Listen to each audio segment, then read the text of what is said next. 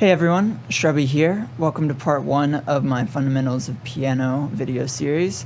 So this series is going to be geared towards beginners who are looking to set themselves on the right track, as well as people who have been playing for a little while who want to come back and revisit their fundamentals.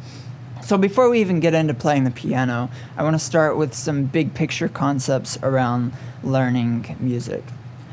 Learning an instrument takes a lot of time, and you're going to want to have the right attitude going into it so that you can stick with it for a long period of time. So here's kind of the two big concepts I've found that have helped me to persevere and stick with it for the last 16 years to get to the place that I am now.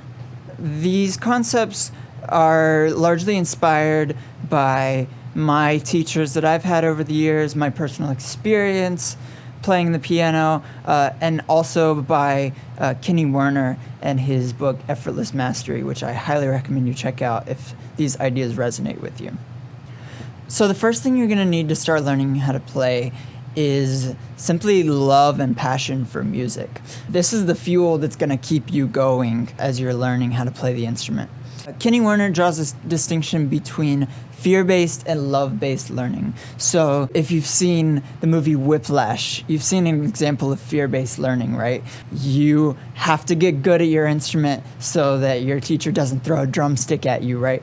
That's a very extreme example, but also in music school, the threat of a failing grade can be the catalyst to get you to practice and get better at your instrument. So Kenny Werner argues that this is not the best way to learn how to play music because it's going to cause a lot of tension and negative feelings around the act of playing music, which is not what you want.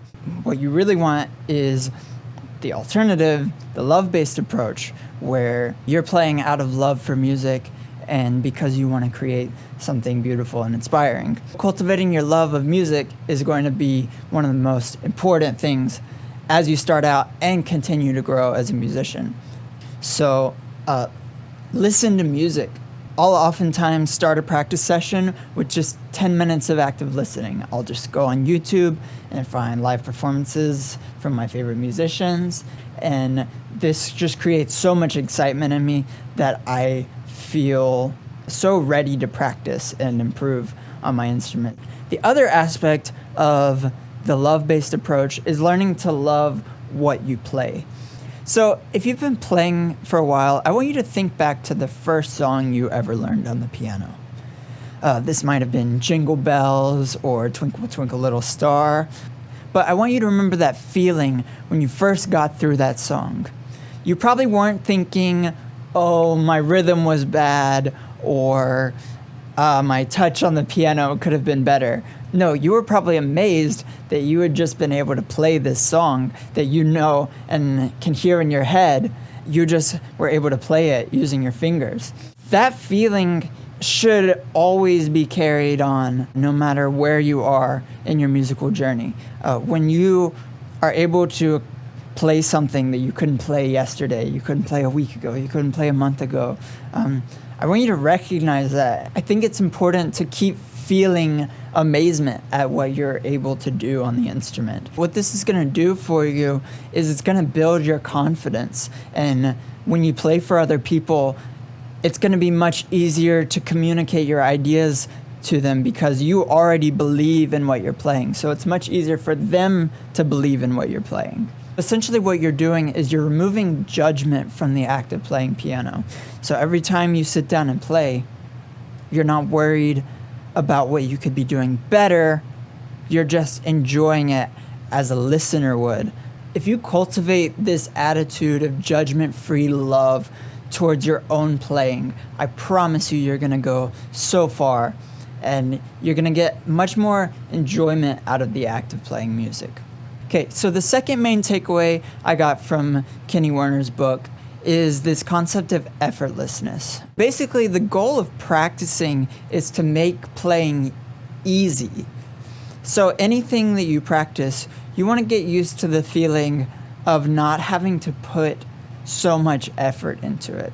And this is the standard you're going to hold yourself to as you're practicing. So if you've just learned a little nursery rhyme on the piano, you're going to practice that until it's second nature to you. You can play all the notes without thinking about it.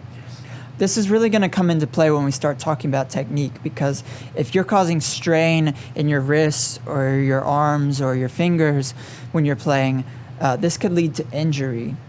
It's also important on the mental side of things. You don't want to be overthinking so much when you play. I think most of us know what I mean when I talk about being in the zone or in a flow state. These moments are when you are going to be playing at your absolute best, and we can actually create the conditions for this flow state to happen more and more frequently by reminding ourselves what it feels like to play music without effort. So just keep in mind that your end goal when you're practicing is always to be able to play the thing you're working on with the least amount of mental and physical effort possible. This is why these fundamentals are going to be super important, and once you get these things under your fingers, the whole world of music is going to open up to you, and you're going to have the tools you need to start learning any song you want and any style you want. So go ahead and hit the subscribe button so you don't miss out on the next video where we're going to be talking about basic piano technique. And until then, happy practicing.